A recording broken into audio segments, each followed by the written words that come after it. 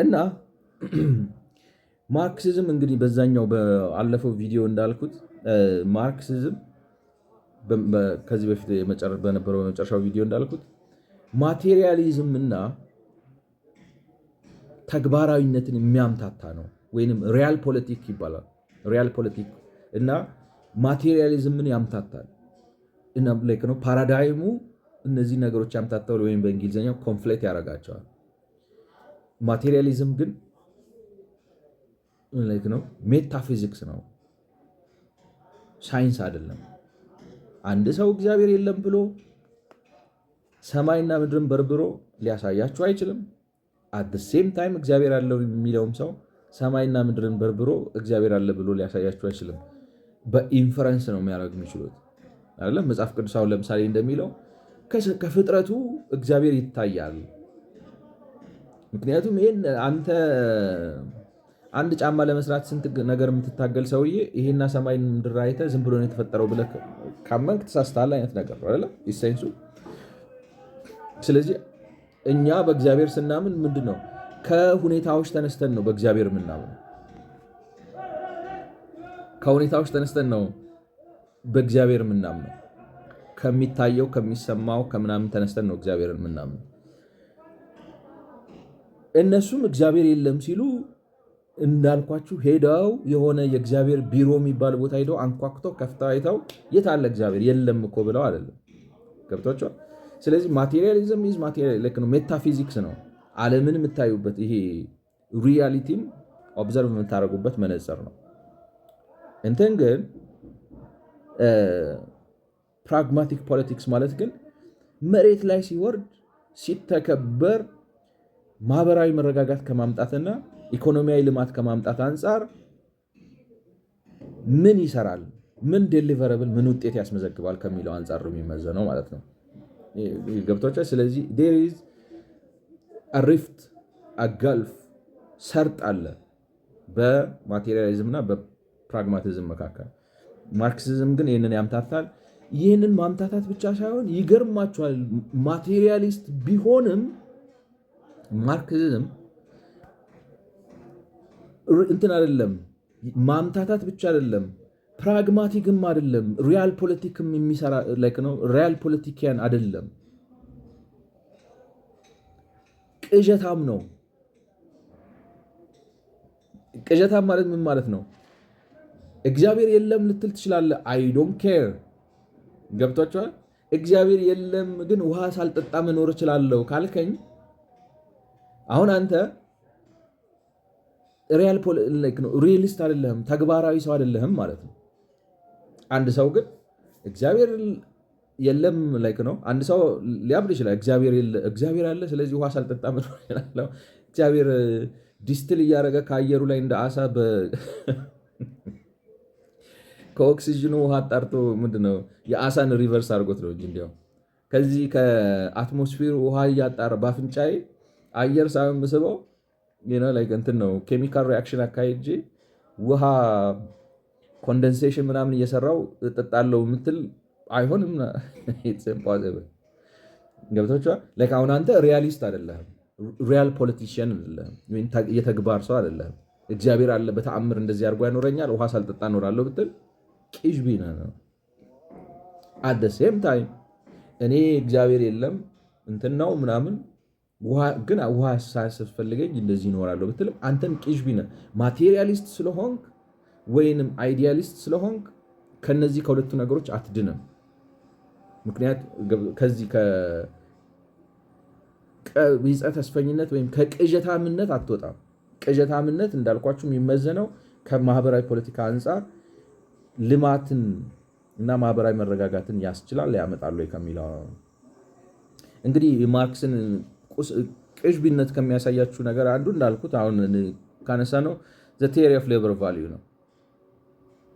ምርት ጉልበት ከቀለቡ በላይ ሊያመርት አይችልም ይላቸዋል። በአንድ ገበያ ስርዓት ውስጥ ግን ያመርታል። ምክንያቱም ዋጋ የሚወሰነው የሸቀጦች ኤክስቼንጅ ቫልዩዋቸው የሚወሰነው ወይም ልውውጥ ገበያ ውስጥ ሲገቡ የሚኖራቸው ዋጋ የሚወሰነው በፈሰሰባቸው ጉልበት ብቻና ብቻ አይደለም። ይልቁንም ገበያ ውስጥ ባለው ፍላጎትና አቅርቦት ነው። ፍላጎት ሲባል ደግሞ በመግዛት አቅም በታጀበ ፍላጎትና በአቅርቦት ነው የሚወሰነው። ስለዚህ በጣም የሚፈለግና ሰው ሊከፍልበት የሚፈልገውን ዕቃ ካመረት በአንድ ቀን ምርት የ10 ቀን ቀለብን ልታገኝ ትችላለህ። አት ሴም ታይም የአንድ ቀን ምርት የአንድ ቀን ቀለብ ብቻ ሊሆን ይችላል።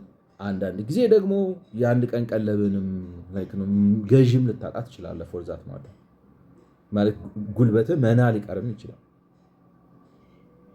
ኦቨር ፕሮዲውስም ልታረግ ትችላለህ። ጉልበትን አፍስሰህ ያመረትከው ገዢ ብትሸጥም ገዢ አጥተህ ዝም ብሎ ሊተኛ ሊበላሽና ሊበሰብስብህ ይችላል። ስለዚህ ኤክስቼንጅ ቫሊዩ ዲተርማይንድ የሚደረገው በማርኬት ዳይናሚክ በዲማንድ እና ሰፕላይ መካከል ባለው ዳይናሚክስ እንጂ በፈሰሰበት ጉልበት አይደለም። ስለዚህ አሁን አንተ ከተግባር አንጻር ማርክሲዝም አሁን የሚያጨረብራችሁ ምንድን ነው? እንትን ስለሆነ ማቴሪያሊስት ስለሆነ እግዚአብሔር የለም ስላለ መንፈስ የለም ስላለ ነፍስ የለም ስላለ ተግባራዊ ነኝ ይላል። ተግባራዊ አይደለም። ተግባራዊ ማለት ምን ማለት ነው? ዛሬ በምንኖረው ተጨባጭ ሁኔታ አንድ ሰው ያመረተው ምርት ገበያ ላይ ሲወጣ ከቀለቡ በላይ ሊሆን ይችላል፣ ከቀለቡ ጋር እኩል ሊሆን ይችላል፣ ከቀለቡ በታች ሊሆን ይችላል። ሶስቱም ሴናሪዎች ፖሲብል ናቸው። አንተ ግን ሌበር ቲዮሪ ኦፍ ቫልዩ ብለህ አምጥተህ የምታስረዳ ምንድን ነው? ኖ የፈሰሰበት ጉልበት ባለው የገበያ ዋጋ ሁልጊዜ ከቀለቡ ጋር እኩል ነው። ዲተርሚኒስቲክ ትሆናለህ። እንደዛ ስላልክ which is ከተጨባጭ ሁኔታው ጋር ስለማትሄድ እንቶ ፈንቶ ሆነህ ነው ማቴሪያሊስት መሆንህ። ገብቷችኋል? እግዚአብሔር የለም ስላልክ መንፈስ የለም ስላልክ ሰው ስራ ሃይማኖቱ ነው ስላልክ ወይም ሌላ ነገር ስላልክ ምንም የምታመጣው ነገር የለም። ተጨባጭ ላይ ያለው ሁኔታ ማለት ምን ማለት ነው? አሁን ለምሳሌ አንተ እንደዚህ ብለህ ደምድመ የአንድ ሰው ምርት የአንድ ሸቀጥ ዋጋ የቀለብ ጋር ዋጋ ጋር እኩል ነው ብለህ ድርቅ ካልክ እና ያንን ደግሞ በገበያ አልወስንም ይልቁንም እኔ በጉልበት ወስናለሁ ካልክ አንተ በኢኮኖሚ እያዘቀዘቅ ስትሄድ አረ ዋጋ የሚወሰነው በገበያ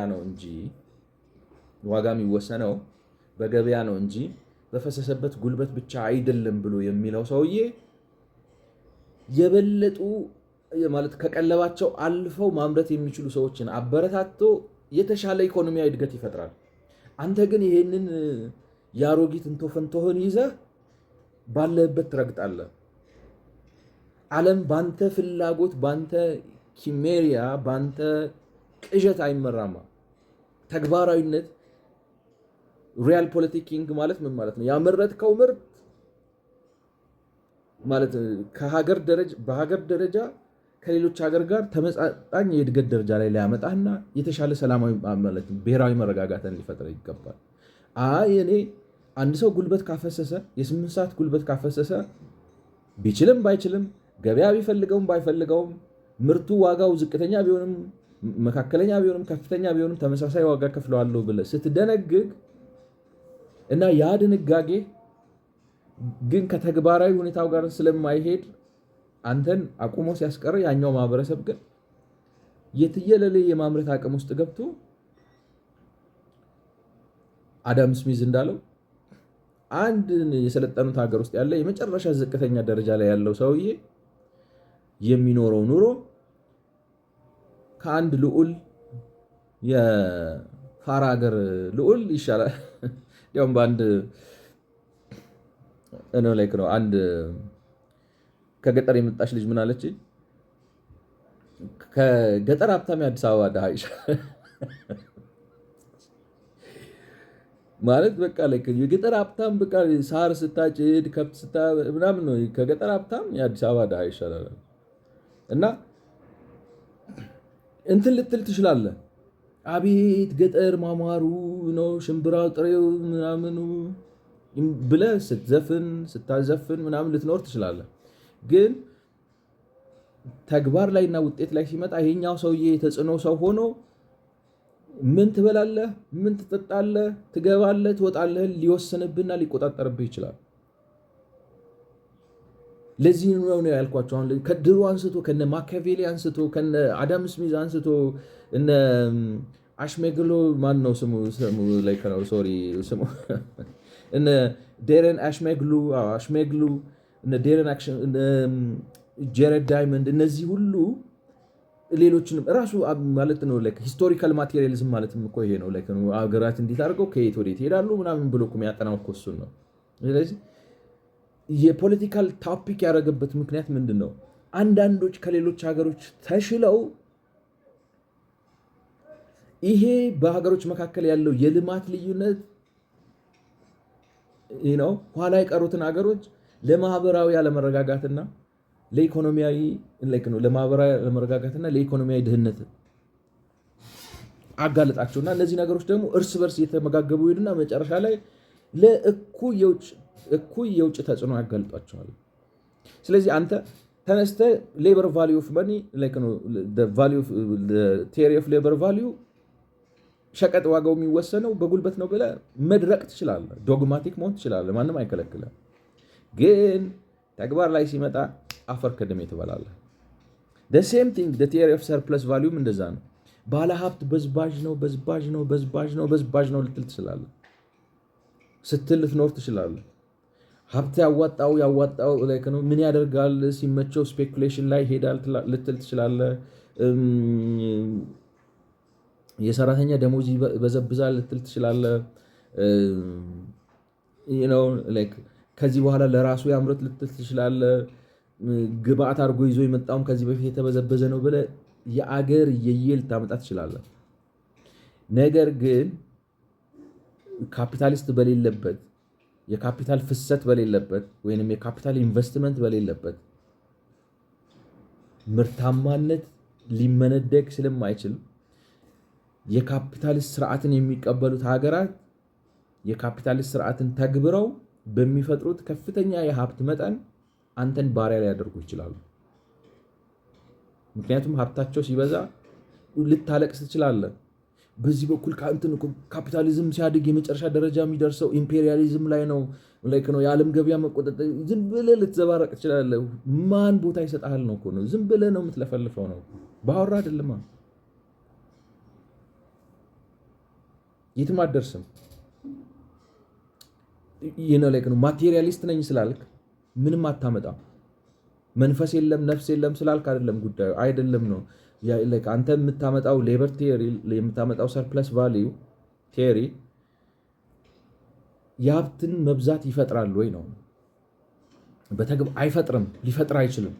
ምክንያቱም ያለ ግብአት ማለት ቁጠባ ከሌለ አብስተናንስ ከሌለ ሁሉም ሰው ደግሞ ቆጣቢ አይደለም። ስለዚህ የተወሰኑ ሰዎች ናቸው ቆጣቢ። መቆጠብ ብቻ አይደለም፣ የማኔጅመንት ስኪል ከሌለ፣ የቢዝነስ ስኪል ከሌለ፣ የገበያ ትስስር ከሌለ፣ ጥበብ ከሌለ፣ እነዚህ ነገሮች ደግሞ ለጥቂት ሰዎች ነው የተሰጡት። ሁሉም ሰው ጋር በኩልነት የሉም።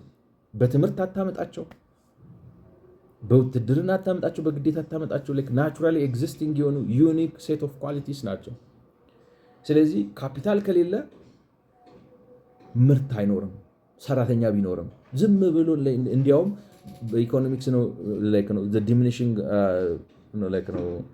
ሎው ኦፍ ዲሚኒሽንግ ማርጂናል ዩቲሊቲ በሚባለው መሰረት ሰራተኛው በበዛ ቁጥር ዋጋው የጉልበት ዋጋ አፈር የበላ ሆኖ ነው በ5 ሳንቲም ደርዘን የሚሸጥ ይሆናል ማለት ነው።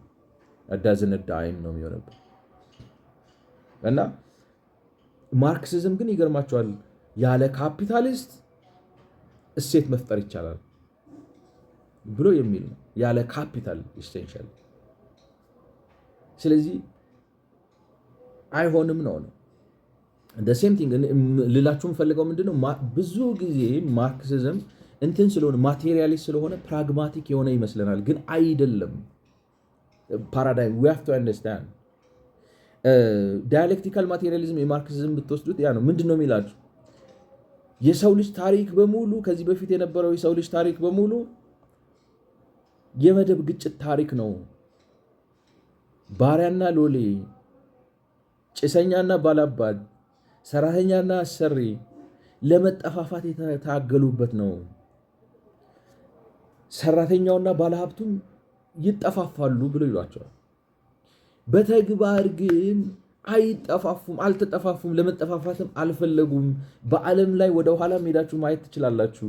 እንደዚህ አይነት የሚባል ተጨባጭ ታሪካዊ ሁኔታ ጋር የሚሄድ የመደብ ትግል ታሪክ ማግኘት አትችሉም። ዳያሌክቲካል ማቴሪያሊዝም የሚባል የክላስ ስትራግልን ጀስቲፋይ የሚያደርግ የፖለቲካ ርዕዮት ማግኘት ምንድነው ታሪካዊ ተጨባጭ የሆነ ክስተት ማግኘት አትችሉም።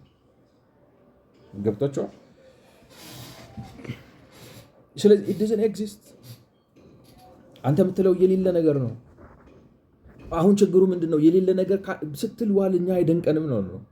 ችግሩ ግን እሱን ልክ ነው ብለው የሚቀበሉት ሰዎች ማቴሪያሊስት ስለሆነ ሪያል ፖለቲክ የሚያደርግ ወይንም ደግሞ ፕራግማቲክ የሆነ እየመሰላቸው እሱን አዳፕት ያደረጉትና ግም ለግም አብራዝ ግም እንሆናለን። መፈተሽ ያለበት ግን በፕራግማቲዝም ነው። በፕራግማቲዝም ማለት ማህበራዊ መረጋጋት ያስከትላል። አሁን ዳያሌክቲካል ማቴሪያሊዝም ማለት የመደብ ግጭት ነው ስሙ ራሱ። መደብ ግጭትን እየሰበክ እንዴት አድርገን ነው ማህበራዊ መረጋጋትን የምታስከትለው? ትንተናው ራሱ የግጭት መላምት ነው። እንዴት አድርገን ሰዎችን እናጋጫቸው የሚል ነው እንጂ ከጅምሩ ግጭት ባለበት ደግሞ ድህነት ይኖራል፣ ድህነት ባለበት ግጭት ይኖራል። እርስ በርሳቸው የተመጋገቡ መጨረሻ ላይ የሌሎች መጫወቻ ልክ አሁን ለምንድን ነው እኛ ነፃነትን ማናፍቀው የምትባል አይነት ሰው ነው የምትሆነው እንጂ ተነስተ ወደፊት የምትራመድ ሰው አትሆንም። ተግባራዊ አይደለም። ከተግባር አንጻር ሲል ማለት ማቴሪያሊስት ስለሆነ እንዳልኳችሁ መንፈስ የለም ነፍስ የለም ስለሚል ይመስላል። ዋው ላይክ ነው ነው ተጨባጭ ሜታፊዚክስ ነገርኳችሁ። ማቴሪያሊስት ሆነ ቂሽ ባዶ እግሩን የሚሄድ ቂጡን የጣለ እብድ ልትሆን ትችላለህ። ከዛ አይደለም ማቴሪያሊስት ሆነ ሰርቶ መብላት የማይችል ሰው ልትሆን ትችላለህ። ከአስተሳሰብ መበላሸት የተነሳ ማቴሪያሊስት ሆነ ውሃ አልጠጣም ልትል ትችላለህ። እግዚአብሔርን ነው ማመልከውን ብለህ ውሃ አልጠጣም ልትል ትችላለህ። ሲግኒፊካንሱ ላይክ ነው doesn't have any bearing on this one። ይሄ ተግባራዊነት የሚመዘነው ከማህበራዊ መረጋጋት አንጻርና ከኢኮኖሚያዊ ልማት አንጻር ነው። የመደብ ትግልን እየሰበክ ማህበረሰብን ጨቋኝና ተጨቋኝ ብለህ ከፋፍለህ አንዱ አንዱን እንዲጨቁነው እያበረታታ አንዱ በአንዱ ላይ ተነስቶ ማለት አብዮት አድርጎ የመደብ ጠላቶቹን እንዲያጠፋ እየሰበክ ስለ ማህበራዊ መረጋጋት ልታወራ አትችልም። ተግባራዊ አይደለም። ዳያሌክቲካል ማቴሪያሊዝም ማለት እንደዛ ነው። ግን ማርክስ በዚህም ብቻ አያቆምም። ላይክ ነው መጽሐፍ ቅዱስ ራሱ አጣሞ ይተረጉምላቸዋል። ስለ መጽሐፍ ቅዱስ እኔ በአግባቡ የሚያውቅ አይመስለኝም። ግን ምን ልበላችሁ መጽሐፍ ቅዱስን የሚያቀርብበት መንገድ እንደው እንዳልኳቸው አሁን እኔ ለምን ተሳሳተ ለምን መጽሐፍ ቅዱስን አጣ ሲፈልግ ይቀዳደው በእርሱና በአምላኩ መካከል ነው። እኔ አያገባኝም ወይንም I'm not interested in that። ነገር ግን የሚያቀርብበት መንገድ አዚፍ ላይክ ነው ከመጽሐፍ ቅዱስ መለየት የተግባራዊነት ምልክት ያደርገዋል። which is not አይደለም ግን እና ከመጽሐፍ ቅዱስ ማለት መጽሐፍ ቅዱስን ለማጣጣል ብሎ አንድ ቦታ ላይ ምን ይላል? የሰው ልጅ መጽሐፍ ቅዱስ ምንም እንኳን የምድር ጠባቂ ነህ ቢለውም ወይንም ምድርን እንዲገዛ ባይፈቅድለትም የሰው ልጅ ግን ማለት እውቀቱንና የሥራ ችሎታውን በመጠቀም ምድርን ለራሱ እንደሚፈልገው ወይም እንደሚጠቅመው አድርጎ ይቀርጻታል። ወይንም ነገሮች ላይ ጥበብና ጉልበቱን በማፍሰስ ለራሱ እንዲመቸው አድርጎ ይፈጥረዋል ይላል። መጽሐፍ ቅዱስ ግን በግልጽ እንግዲህ መጽሐፍ ቅዱስን የምታውቁ ሰዎች እንደው ማለት በጣም የተለመደና በየአደባባዩ በየቦታው የሚነገር ነገር ስለሆነ አንድ ነው 3 ጥቅስ ከመጽሐፍ ቅዱስ ላሳያችሁ። መጽሐፍ ቅዱስ የሰው ልጅ ምድርን እንዲገዛት እንዲሰራ እና ለራሱ እንዲመች ማለት መጽሐፍ ቅዱስ ይሄንን ሰዎች ችሎታቸውን ጥበባቸውን እውቀታቸውን እግዚአብሔር የሰጣቸውን ክህሎት ተጠቅመው ተፈጥሯዊ ነገር ላይ ነው በመንገስ ለራሳቸው እንዲመቹ የማድረጉ ነገር ከእግዚአብሔር ጋር በፍጹም የማይጋጭ ነገር ነው። ምክንያቱም አሁን ለምሳሌ ዘፍጥረት ምዕራፍ 1 ቁጥር 26 ላይ ብታዩ እግዚአብሔርም አለ ሰውን በመልካችን እንደ ምሳሌያችን እንፍጠር፣ የባህር ዓሦችን፣ የሰማይ ወፎችን፣ እንስሳትና ምድርን ሁሉ በምድርም የሚንቀሳቀሱትን ሁሉ ይግዙ ይላል። እግዚአብሔር ሰውን የፈጠረበት ምክንያት ራሱ ለምንድን ነው የፈጠርከው ሲባል ምድርን እንዲገዛ ነው፣ ሌሎቹን ፍጥረቶች በሙሉ እንዲገዛ ነው የሚላችሁ መጽሐፍ ቅዱስ አስተምሮ። ወደ አዲስ ኪዳንም ስትመጡ ኤፌሶን ምዕራፍ 4 ቁጥር 28 ላይ የሰረቀ ከእንግዲህ ወዲህ አይስረቅ፣ ነገር ግን በዚያ ፋንታ የሚያካፍለው እንዲኖረው በገዛ እጆቹ መልካምን እየሰራ ይድከም ይላል። እንደገና በተመሳሳይ ሌላ ሁለተኛ ተሰሎንቄ የሚባለው መልእክት ምዕራፍ 3 ከቁጥር 10 እስከ 12 ላይ ደግሞ ከእናንተ ጋር ሊሰራ የማይወድ አይብላ ብለን አዘናችሁ ነበርና ስራ ከቶ ሳይሰሩ በሰው ነገር እየገቡ ያለ ስርዓት ከእናንተ ዘንድ ስለሚሄዱ ስለ አንዳንዶች ሰምተናልና እንደዚህ ያሉትንም በጸጥታ እየሰሩ የገዛ እንጀራቸውን ይበሉ ዘንድ በጌታችን በኢየሱስ ክርስቶስ እናዛቸዋለን እንመክራቸዋለን ይላል። ስለዚህ መጽሐፍ ቅዱስን ካያችሁት መጽሐፍ ቅዱስ የሰው ልጅ ምድርን እንዲገዛ እንደፈጠረው፣ የሰው ልጅ ደክሞ ሰርቶ መብላት እንዳለበት፣ ይሄ በብሉይ ኪዳንም በአዲስ ኪዳንም ያለ እንደሆነ ነገር ነው የምታዩት። እርሱ ግን የሚያቀርብበት መንገድ ላሳያችሁ። እንደዚህ ይላል He makes use of the mechanical, physical and chemical properties of some substances in order to make other substances subservient to his aims. ልክ አሁን ይህን የሚልበት subservient to his aims ማለት ለዓላማው ተገዢ እንዲሆኑ ያደርጋቸዋል ማለት የነገሮችን ሜካኒካዊ፣ ፊዚካዊ እና ኬሚካላዊ ባህሪ ተጠቅሞ ነገሮቹ ለሱ ፍላጎት ዓላማ ተገዢ እንዲሆኑ ያደርጋቸዋል ይላል። ምን ጥያቄ ያለው? ለምሳሌ ውሃን አፍልቶ አሙቆ ይጠቀምበታል፣ ወይንም ደግሞ የሆነ ምግብን ወስዶ ጠብሶ ይበላዋል። ላይክ ነው የሆነ ሌቨር ተጠቅሞ የሆነ ትልቅ ድንጋይ ያንቀሳቅሳል። እግዚአብሔር ነው መጽሐፍ ቅዱስ የሚለው እንደዛ አድርግ ብሎ ነው የሚለው እና እሱን ይላል leaving out consideration such a ready-made means of subsistence as fruits in gathering which man's own limbs serve as the instruments of his labor, the first thing of which the laborer possesses himself is not the subject of labor but its instrument. ማለት አሁን እዚህ ጋር የሚለው ምንድነው? የሰው ልጅ በስራ እየዳበረ ሲሄድ መጀመሪያ ላይ ዝም ብሎ እጁን ተጠቅሞ ነው ለምሳሌ የወደቀ ፍሬ አንስቶ ይበላል። ገብቷቸዋል? ላይክ ነው ሌላ አዲሽናል ኢንስትሩመንት አይጠቀምም። እየዳበረና በስራ ግን እየሰለጠነ ሲሄድ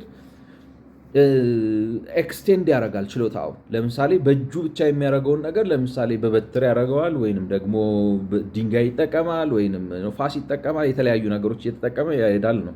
ስለዚህ መጀመሪያ ፖዘዝ የሚያደርገው ንብረት ማፍራት ሲጀምር መሳሪያ ነው ይላቸዋል፣ ኢንስትሩመንት ነው። Thus nature becomes one of the organs of his activity, one that he annexes to his own bodily organs, adding stature to himself in spite of the Bible ይላቸዋል። አሁን እኔ እዚህ ጋር እችን ነው እንድታዩ የሚፈልገው። ማለት ምን ይላል? መጀመሪያ ኢንስትሩመንት ነው የሚጠቀመው ይላቸዋል። ከፍራፍሬ ከመልቀም በኋላ ላይ ለምሳሌ ድንጋይ ሊጠቀም ይችላል። ለምሳሌ የሆነ እንስሳ ለመግደል ወይንም ብረት አቅልጦ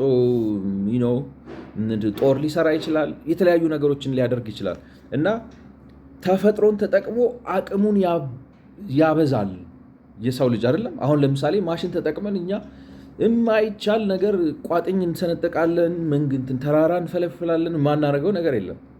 እግዚአብሔር ነው እንደዛ እንድናደርግ ያደረገ አይደለም። መጽሐፍ ቅዱሱ እንደሚለው አሁን ላይ ነው እንዳነበብኩላችሁ እንስሳትን ምድርን ሁሉ በምድር የሚንቀሳቀሱትን ሁሉ ይግዙ ነው ስሩ ነው የሚለው መጽሐፍ ቅዱስ። እሱ ግን የሚለው ምንድን ነው? መጽሐፍ ቅዱስ ባይፈቅድም in spite of the Bible ነው የሚላችሁ። Thus nature becomes one of the organs of his activity, one that he annexes to his own bodily organs, adding stature to himself in spite of the Bible. መጽሐፍ ቅዱስ እንደዚህ እንዲያደርግ ባይፈቅድለትም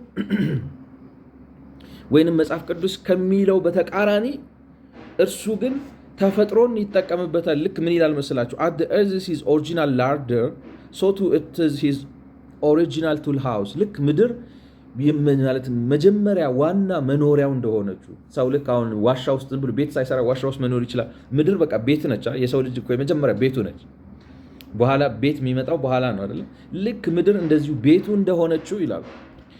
የመጀመሪያው የቱል ቦክሱ ነች። ቱል ቦክሱን የሚያገኘው ከምድር ነው ይላል። ይሄ ደግሞ ኢንስፓይት ኦፍ ባይብል ነው ይላቸዋል።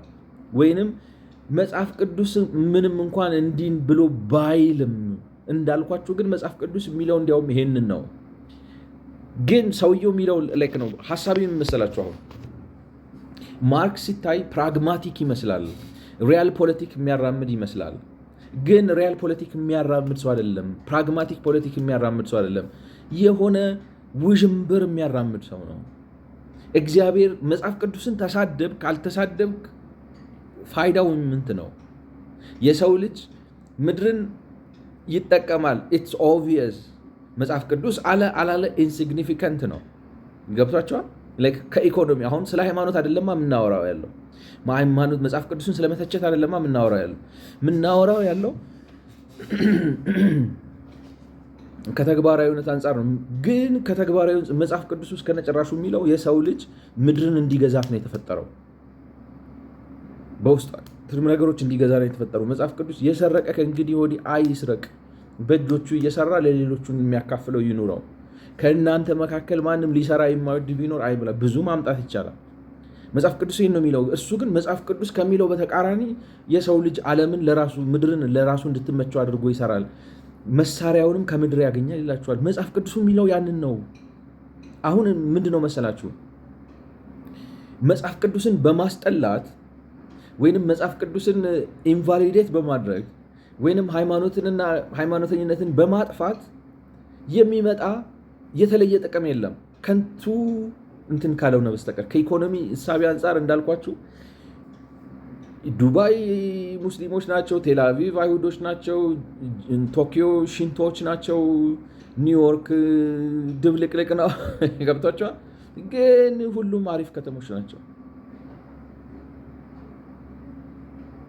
እና ከዛ ጋር የሚያያዝ ነገር አይደለም። እሱ ግን ምን ያደርገዋል መሰላችሁ? አዚፍ የግድ ፕራግማቲክ እንድትሆን ሪል ፖለቲክ እንድታራምድ እና ማህበራዊ መረጋጋትና ኢኮኖሚያዊ እድገት እንድታመጣ የሆነ ሃይማኖት ተከታይ እንድትሆን ይጠይቃል። which is not necessary። ምንም የሚያገናኘው ነገር የለም።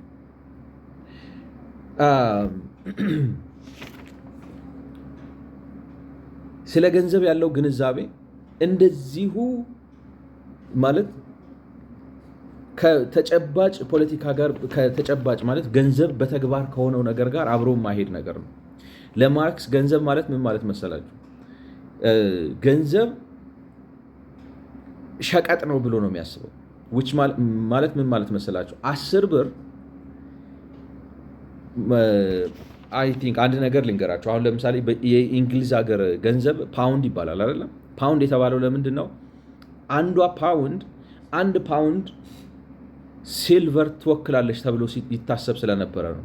በፊት ማለት ገንዘብ እንደ ገንዘብነት እንደ ከረንሲ የሚጠቀሙት ሲልቨር እና ጎልድ ስለነበር አንዷ ፓውንድ ባንክ ውስጥ ያንን ላይክ ነው። አሁን ለምሳሌ ብሩ ላይ ለአምጪው እንዲከፈል ሕግ ያስገድዳል ይላል እና ያችን ፓውንድ ወስዳችሁ የእንግሊዝ ባንክ ጋር ሄዳችሁ ይሄንን የብር ኖት ወስደ 1 ፓውንድ ሲልቨር ስጠኝ ማለት ትችላለህ ማለት ነው ሀሳቡ ማለት ነው። እና ማርክስ በዛ ዘመን ነው የሚኖረው፣ በዛ ዘመን ነው የጻፈው እና ገንዘብን የሚረዳው እንዴት ነው መሰላችሁ? ስለዚህ ይቅርታ የፓውንዱን ታሪክ የነገርኳችሁ ለምንድን ነው? ፓውንድ ኢቭን እንኳን ላይክ ነው እንትን ቢሆንም ወረቀት ቢሆንም ወረቀቱ ግን ልክ 1 ፓውንድ የሚመዝን ወይንም ደግሞ 0.45 ኪሎ ግራም የሚመዝን ብር ይመዝናል በሚል እሳቤ ነው ማለት ነው የተጀመረው ማለት ነው። የኛም ሀገር እንደዛ ይመስላል። አሁን ብር ነው አይደለም የምንለው ፓውንዱን ላይክ ነው። ብሩ ምንድነው? ብር የሆነው እኮ ብር የሆነው ከብር ጋር ከዛ ከሲልቨር ጋር ተገናኝቶ ነው። ሲልቨር ነው ለማለት ነው ብሩ እና ያንን ይወክላል ነው። ነገር ግን አሁን 1 ብር ሄዳችሁ ብትሰጡ 1 ግራም ብር የሚሰጣችሁ ሰው የለም። እና ለማርክስ ግን ምንድነው ገንዘብ ኮሞዲቲ በመሆኑ ሪል ቫልዩ አለው። ስለዚህ 1 ብሩን ስታዩት ከ1 ግራም ብር ጋር እኩል ነው ብሎ ይላል። ወይንም 1 የእንግሊሽ ፓውንድ ከ1 ፓውንድ ሲልቨር ጋር እኩል ነው ብሎ ያስባል ማለት ነው። ይሄ ቴዎሬቲካሊ ኮሬክት ነው። ስለዚህ ገንዘብ ነው እንትን ነው አይዲያ ነው እንጂ በሌላ አማርኛ ምን ማለት መሰላችሁ? አሁን ለምሳሌ 1 ሳምሶናይት ሙሉ ኖት ቢኖራችሁ ያ ብር ከወረቀት ዋጋው ትንሽ ነው በራሱ ነው የምላችሁ። ብር ባይሆን ኖሮ ወይንም በሌላ አማርኛ አሁን ለምሳሌ በሳምሶናይት ሙሉ የድሮ 100 ብር ቢኖራችሁ ማን ይለውጣችሁ? አሁን አንቲክ ቤት ሄዳችሁ ለመሸጥ ካልሆነ ባንክ ብትወስዱትም አይቀበላችሁም። ላይክ ነው ፔሪድ ተጠቀምጦ ከዚህ በኋላ የሚመጣ ብር አልቀበልም ብሎ ዘግቶታል። ስለዚህ አሮጌ ብር ይዛችሁ ብትመጡ ዛሬ የሚቀበላችሁ ዋጋ የለውም። በማርክስ እሳቤ ግን ወረቀቱ ራሱ ዋጋ አለው። ላይክ ነው ገብቷቸዋል።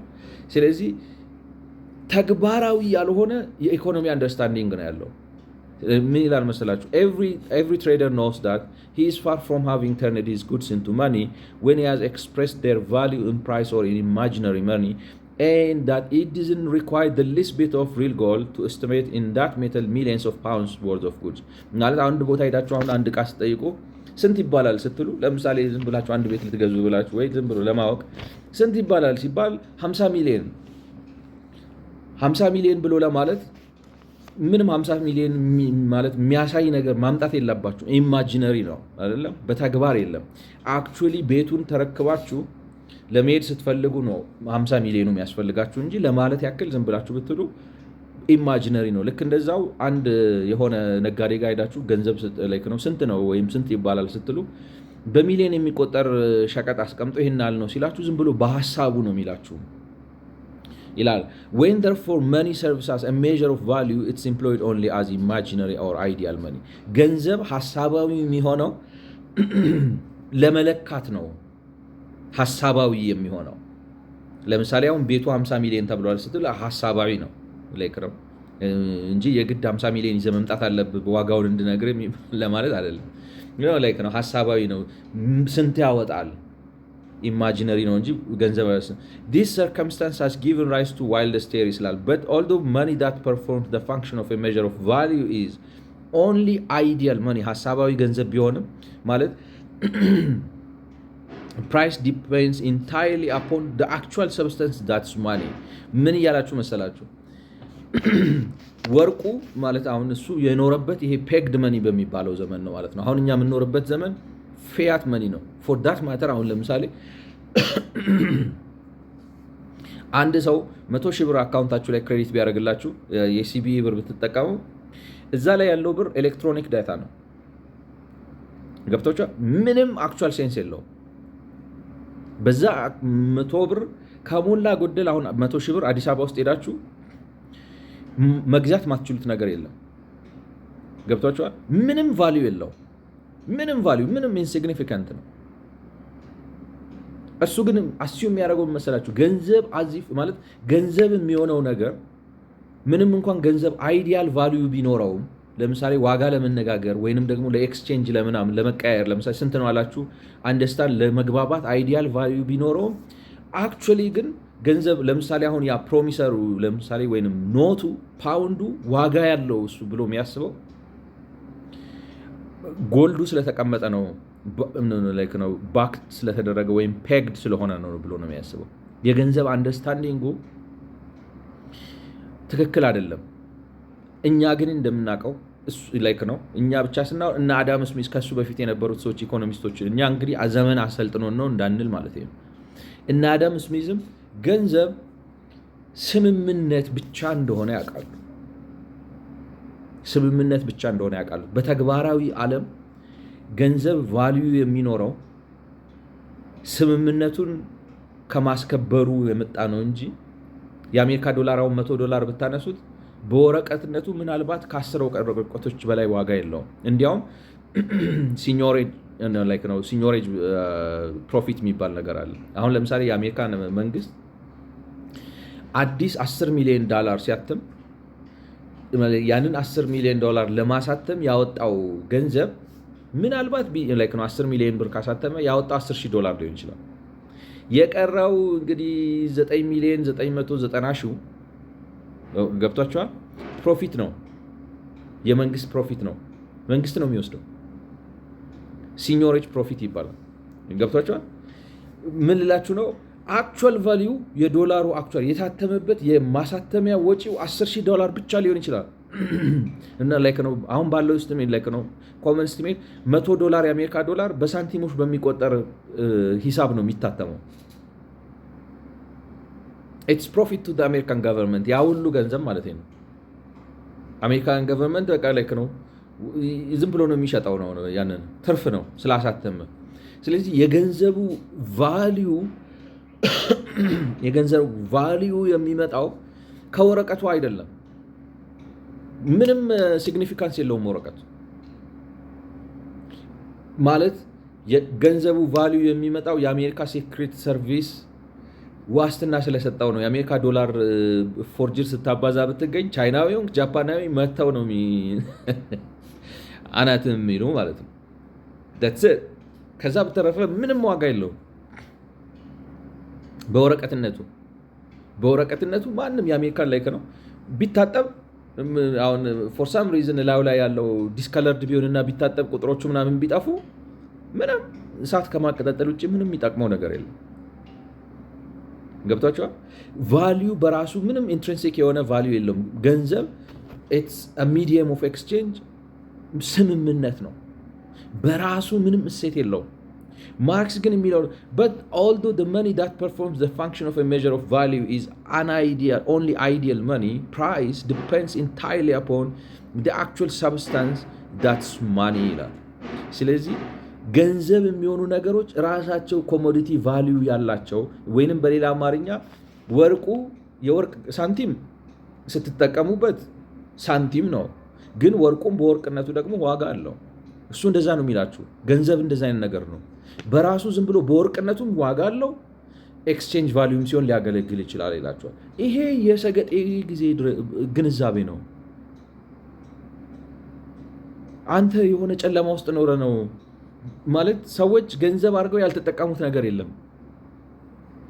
በዚህ ዘመን ታውት ነገርኳቸው። አሁን እኮ የኮሜርሻል ባንክ ወይንም የባንኮች ገንዘብ አለም ዲጂታል ከረንሲ አለ። ማንም መንግስት የሌለው ባለቤት የሌለው ክሪፕቶ ከረንሲ ቢትኮይን ብትገዙ የማንም ሀገር ገንዘብ አለ።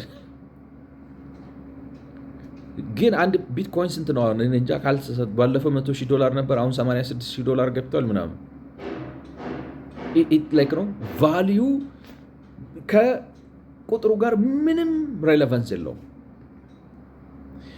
ማርክስ ግን የሚረዳው ይሄን ነው። አሁን እኔ ይህን ማሳያችሁ ለምንድን ነው? ማርክስ ፕራግማቲክ ሪያሊስት ፖለቲሽያን ይመስላል። እውነተኛውን ዓለም ግን በፍጹም አያውቀውም። የሌላ ዓለም ውስጥ ነው የሚኖረው።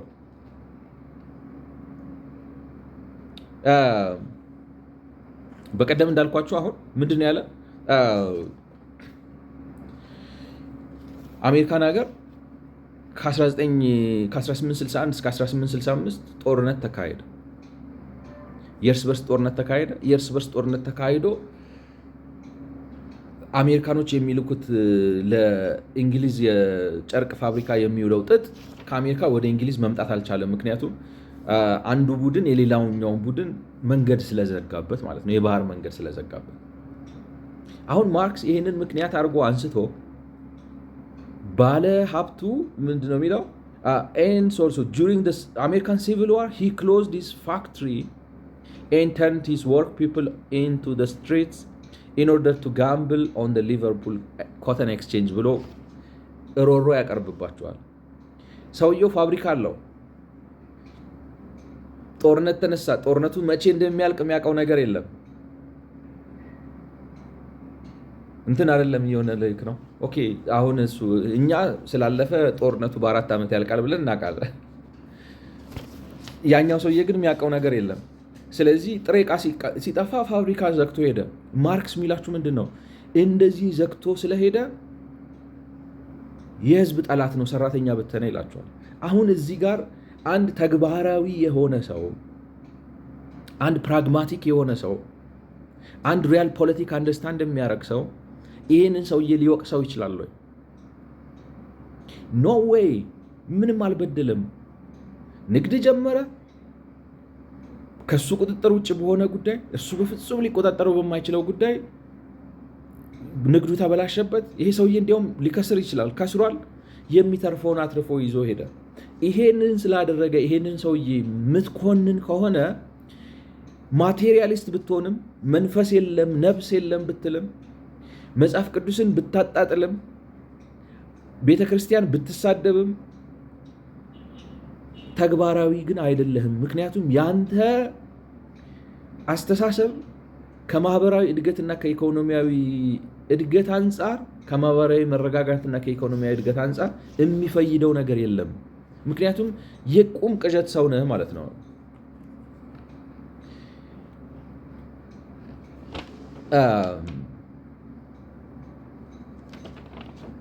የቁም ቅዠት ሰው ነህ። ሌላ ነገር ላሳያችሁ። ማርክሲዝም የቁም ቅዠት ማለት ሪያል ፖለቲክ የሚያራምድ ሳይሆን ቅዠተኛ እንደሆነ የሚያሳይ ሌላ ነገር ላሳያችሁ። ታውቃላችሁ፣ ማርክሲዝም ሃይማኖትን መተካት ፍላጎት ላይ ሃይማኖቶችን በሙሉ ተክቶ መተካት ይፈልጋል። አሁን ይሄ ቁም ቅዠት ነው ወይስ ፕራግማቲዝም ነው? የኮሚኒስት ማኒፌስቶ ላይ 22 ጥያቄና መልስ አዘጋጅቷል። 22ኛው ጥያቄ ላይ ምንድን ነው የሚለው? ዱ ኮሚኒስት ሪጀክት ኤግዚስቲንግ ሪሊጅንስ ይላል። ኮሚኒስቶች በአሁን ሰዓት በምድር ላይ ያሉትን ሃይማኖቶች በሙሉ ይቃወማሉ ብሎ ጥያቄ አቅርቧል። መልስ ሲሰጥ ምንድን ነው የሚለው? all religions which have existed hitherto were expressions of historic states of development of individual people or group of peoples. ከዚህ በፊት የነበሩት ሃይማኖቶች በሙሉ ሃይማኖቶች የደረሱበት የአንድ አይነት የማህበረ ኢኮኖሚ እድገት ደረጃ መገለጫዎች ናቸው። ሁሉም ሃይማኖቶች ማህበረሰብ ወለድ ናቸው። ማህበረሰቡ ከደረሰበት ማህበራዊና ኢኮኖሚያዊ እድገት የተነሳ የመጡ ናቸው ይላቸው። But communism is the stage of historical development which makes all existing religions superfluous and supersedes them. ኮሚኒዝም የሚባለው ደረጃ ላይ ስንደርስ ግን የኢኮኖሚዝም የእድገት ደረጃ አሁን የሚገኙትን ሃይማኖቶች በሙሉ አላስፈላጊ በማድረግ ይተካቸዋል፣ ሱፐርሲድ ያደርጋቸዋል ይላቸዋል። አሁን ይሄ ከማህበራዊ እድገትና ከማህበራዊ መረጋጋትና ከፈጣን ኢኮኖሚያዊ እድገት አንጻር ምን ፋይዳ አለው? ሃይማኖትን ስላጣጣልክ ግን ፕራግማቲክ ትመስላል አይደለህም ነው። ፓራዳይሙ ነው እንድታዩት ነው። ዓለምን የሚያይበት መልኩ ከተግባራዊነት ተለክቶ በውጤት ተመዝኖ ከማህበራዊ መረጋጋትና ከኢኮኖሚያዊ እድገት አንጻር ይሄንን ያስመዘግባል በሚባል የሚመዘን አይደለም። የሆነ ቅዠት ነው የሚያስቀምጥላችሁ። ከቅዠት አኳያ ነው ዓለምን የሚረዳው። ሃይማኖትን ተካለው የሚላችሁ ነው። የሰው ልጅ ማለት በቃ ኮሚኒዝም እድገት ደረጃ ላይ ሲደርስ ሁሉን ነገር ትቶ ኮሚኒስት ይሆናል። የጤነኛ ነገር አይደለም።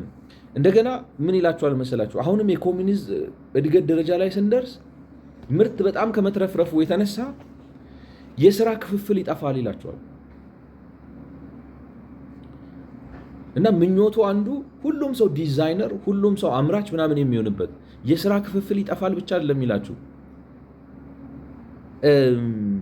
ምርት በጣም ከመትረፍረፉ የተነሳ ሰው እንደ ስራው ሳይሆን እንደ ፍላጎቱ ማለት ቅድም የሸቀጥ ዋጋ ምናምን ሲለን ነበር፣ በጉልበት ይወሰናል። እዛ ጋር ሲል እንደ ስራው ሳይሆን እንደ ፍላጎቱ ምርት የሚያገኝበት ደረጃ ላይ እንደርሳለን ይላቸዋል። In a higher phase of communist society ይላል, after the enslaving subordination of the individual to the division of labor, and there was also the antithesis between mental and physical labor has vanished, after labor has become not only a means of life but life's prime one. ማለት የሚያስቀምጣቸውን እንትኖች ተመልከቷቸው፣ ቅድመ ሁኔታዎች። የኮሚኒዝም ማህበረሰብ ከፍተኛው የእድገት ደረጃ ላይ ሲደርስ ሰዎች ባሪያ ለሚያደርጋቸው የሥራ ክፍፍል መገዛት ሲያቆሙ በአካላዊና በአእምሯዊ ስራ መካከል ያለው ማለት ኢንተሌክቹዋል እና ሌበር ነው ፊዚካል ጆብስ የሚባሉት ነገሮች ሲቀሩ በእነሱ መካከል ያለው ልዩነት ሲቀርና ሰው የጉልበት ስራውንም የአእምሮ ስራውንም አንድ አድርጎ ሲሰራ ስፔሻላይዜሽን ሳይኖር እኮ ነው የሚላችሁ። እንደዚህ አይነት የሚባል ነገር የለም፣ ታይቶ አይታወቅም። ስፔሻላይዜሽን የሌለበት ሁሉም ሰው ሁሉም ነገር እኩል የሚያደርግበት የሰለጠነ የኢኮኖሚ ደረጃ ታይቶ አይታወቅም። እንዴት ነው አንድ ሰው አስቡት። አሁን ለምሳሌ አርክቴክትም፣ ኢንጂነርም፣ ግንበኛም፣ ለሳኝም፣ የቀን ሰራተኛም እኩል መሆን የምትችሉበት እውቀትና ችሎታና ተሰጥኦ ሲኖራችሁ which is impossible ሆኖ አያውቅም። ሰው እንደዚህ ሆኖ አያውቅም። በጣም ጥቂት ነገሮች ላይ ገብቷችኋል። እዛው አርሳችሁ እዛው የሆነ ነገር ቀቅላችሁና ልበሉ ትችላላችሁ። በጣም ፕሪሚቲቭ በሆነው ኤግዚስተንስ አዳኝም ከብት ጠባቂ ምናምን ፍሬ ለቃሚም ልትሆኑ ትችላላችሁ። ማህበረሰብ ግን እየላቀ ሲሄድ it's inevitable ስፔሻላይዜሽን ይፈልጋል። እሱ ግን የመጨረሻው የእድገት ስልጣኔ ላይ ስንደርስ ሜንታልና ፊዚካል ጆብ የሚባለው ዲስቲንክሽን ይጠፋል። የዲቪዥን ኦፍ ሌበር ይጠፋል እዛ ላይ እና ስራ ፕራይም ዋንት ይሆናል። ለመኖር ሳይሆን የምንሰራው በቃ ዋነኛ ጠዋት ስንነሳ ስራ የምንል ሰዎች እንሆናለን እኮ ነው የሚላቸው። not only a means of life but life's prime one after the productive forces also increased with all-round development of the individual and all the springs of cooperative wealth flow more abundantly, only then can the narrow horizon of the bourgeoisie right be crossed in its entirety and society inscribed on its banners from each according to his ability to each according to his needs የሚለው ላይ እንደርሳለን ይላቸዋል። ማለት ያን ጊዜ እንደዛ ሲሆን ማህበረሰብ ከቡርዥዋዚው አድማስ ባሻገር አልፎ ሄዶ ምርት በተትረፈረፈበት ሁኔታ ነው እንደ ስራው ሳይሆን እንደሚያስፈልገው መጠን የሚያገኝበት ደረጃ ላይ ይደርሳል። አሁን ይሄ ተግባራዊ አይደለም። መመኘት ይቻላል። የወርቅ ሙሉ ተራራ ብዬ መመኘት እችላለሁ። በተግባር ግን የለም። አንድ ሰው ሮዛ ሉክዘምበርግ እንዳለች በወርቅ ሳህን ትበላለህ ማለት አንድን ሰው በወርቅ ሳህን አያበላው። ፍሬድሪክ ኤንግልስ የሚገርማችሁ የማርክስ the part played by labor in the transition from ape to man የሰው ልጅ ይላል ከጦጣነት ወደ ሰብአዊነት ወደ ሰውነት የተቀየረው በስራ ነው ይላቸዋል። ከጦጣነት ወደ ሰውነት የተቀየረው በስራ ነው። በእኛ ሀገር ሰውን ሰው ያደረገው ስራ ነው ማለት ይሄ ነው። እንግዲህ ላይክ ነው በ1876 ዓ.ም በጻፈው ፍሬድሪክ ኤንግልስ the part played by labor in the transition from ape to man በሚለው ጽሑፉ ላይ ምን labor is the source of all wealth the political economist assert ይላል። መደበኛው የፖለቲካል ኢኮኖሚ ሳይንቲስት ስራ የብልጽግና የሀብት ምንጭ ነው ብሎ ፖለቲካል ኢኮኖሚስቱ ይነግራቸዋል ይላቸዋል። and it really is the source next to nature which supplies it with the material that it converts into wealth ከተፈጥሮ በመቀጠል የሰው ልጅ የሚያስፈልገውን ነገር በሙሉ የሚያቀርብለት ስራ ነው ብሎ ፖለቲካል ኢኮኖሚ ይነግራቸዋል። ይሄ እንግዲህ አዳም ስሚዝ ያሉት የሌበር ቲዮሪ ማለት ነው። ብልጽግናን የሚያመጣው ስራ ነው ብለው ያሉትን ይሄን ይነግሯቸዋል ይላል። but it's even infinitely more than this ይላል። ነገር ግን ስራ ከዚህም በላይ ነው። It's the prime basic condition for all human existence and this to such an extent that in a sense we have to say that labor created man himself ስራ ሰውን ፈጠረው ይላቸዋል። አሁን እንደዚህ ብለህ አልክ አላልክ ገብቷቸዋል። እንደዚህ ብለህ አልክ አላልክ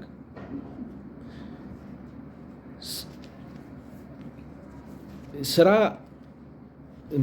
አሁን ይህን የሚለው ለምንድን ነው? ሁሉ ሰው ቱታ ለብሶ ፋብሪካ እንዲገባለት ነው። ስራ አምልኮ እንዲሆን ነው። ገብቷቸዋል። ግን ፈጣን ኢኮኖሚያዊ እድገት በእንደዚህ አይነት አስተሳሰብ አይመጣም። የስራ ክፍፍል ይጠፋል በማለት ኢምፔሪያሊዝም ይውደም በማለት ገንዘብ ሸቀጥ ነው በማለት ወይንም ስራ ነው ሰውን የፈጠረው ስትል ብትል እነዚህ ነገሮች ተደምረው ማህበራዊ መረጋጋትና ፈጣን ኢኮኖሚያዊ እድገት ካላመጡ ያንተ እንቶ ፈንቶ የትም አያደርስም ነው። ምንም ዋጋ የለውም፣ ፋይዳ ቢስ ነው። ምክንያቱም እንዳልኳችሁ ዋናው ጥያቄው የትኛው አስተሳሰብ በየትኛው ደረጃ ፈጣን ኢኮኖሚያዊ እድገትና እሱንም ተከትሎ ማህበራዊ መረጋጋት ያስከትላል የሚለው ነው። ምክንያቱም እነዚህን ማድረግ ካልቻልክ በአንጻራዊነት ከሌሎቹ ሀገር ኋላ ትቀርና ኋላ ቀርነት ማህበራዊ አለመረጋጋትን ይወልድና ማህበራዊ አለመረጋጋት መፈጠሩና ኢኮኖሚያዊ ኋላ ቀርነት ደግሞ ለሌሎች ተጋላጭ አድርጎ ምድርን ማለት የምድር ህይወትን ሲኦል ያደርግብሃል። ያንን ነው ለማስቀረት የምንፈልገው። ካርል ማርክስ እና ፍሬድሪክ ኤንግልስ ወይንም እነዚህ የሶሻሊስት አብዮተኞች ግን ህልማቸው ይሄ አይደለም ነው። ስራን ሃይማኖት ማድረግ ነው። ስራን ሃይማኖት አረከው አላረከው ውድ ዝት ማተ የሚፈለገው ማለት ስራን ሃይማኖት ማድረግ ብልጽግናን ከፈጠረው እሰየው። ግን ስራን ሃይማኖት የምታደርግበት መንገድ ብልጽግናና ማህበራዊ መረጋጋትን የማይፈጥር ከሆነ ፋይዳ ቢስ ነው። ማቴሪያሊዝም ስለሆነ ስራ ሃይማኖት ነው። ሰውን የፈጠረው ስራ ነው ስላልክ የምትፈይደው ነገር የለም፣ የምታመጣው ነገር የለም። ይልቁንም ያንን ማህበረሰብ ወስደህ የእሳት ራት ነው የምታደርገው ነው። ገብቷቸዋል። አሁን ማርክሲዝም ይሄ ነው። በዚህ ቅዠታዊ አስተሳሰቡ ሆኖ ነው ታሪክን የሚተረጉመው። ተግባራዊ ኢምፕሊኬሽን የትርጉሙን ተግባራዊ ኢምፕሊኬሽን በማየት አይደለም። በቃ ስራን ሃይማኖት ማድረግ፣ ሃይማኖትን መተካት፣ ገብቷቸዋል። ገንዘብን ሸቀጥ ማድረግ፣ ኮሞዲቲ ማድረግ፣ የስራ ክፍፍልን ማጥፋት፣ እንደዚህ አይነት የሆኑ የቅዠት ዓላማዎችን፣ ፓራዳይምን፣ ፍላጎትን፣ ግብን ታሳቢ አድርጎ ነው ታሪክን የሚተረጉመው። ስለዚህ የታሪክ አረዳዱን አንደርስታንድ ማድረግ ያለብን ከዚህ አኳያ ነው። ለጤነኛ ሰው የሚሆን አተረጓጎም አይደለም የሚተረጉመው። ጦርነት ተነስቷልና ሀብቴን ይዤ እወጣለሁ ምክንያቱም ጦርነቱ ሀብቴን ያጠፋል ሲባል አንተ ስፔኩሌተር ነህ ነው ብሎ የሚሳደብ አይነት። ስለዚህ እንዴት ልበላችሁ ማርክሲዝም በዚህ መልኩ ተረድተን ነው አሁን እንግዲህ ወደ ታሪካዊ ትችቶቹ የምንሄደው ማለት ነው። ስለሰማችሁኝ አመሰግናለሁ። መልካም ጊዜ